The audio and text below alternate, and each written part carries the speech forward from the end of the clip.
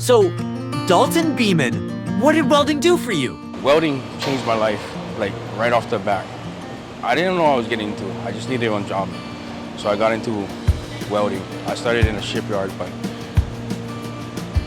when I started welding, I didn't know how to weld. I was probably the worst welder, but something clicked in when I caught on to it and I realized how much money I was making and I was gonna make. And then just people just saying, oh, you did a good job on that. Can you do this one? That changed my life. Like, I would have never took this path I am on right now. I tell you right now, everybody I know, they either in jail or they stay on welfare. And my family, we wasn't the richest family. So money was the biggest thing that I never had.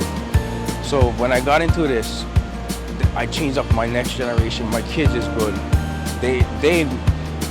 We followed a generation that was a straight downhill. We had nothing. But now I break that and it took me to a different level and I'm just amazed and I just thank God for that. Want to follow in Dalton's footsteps? Well, check out HICarpenterstraining.com.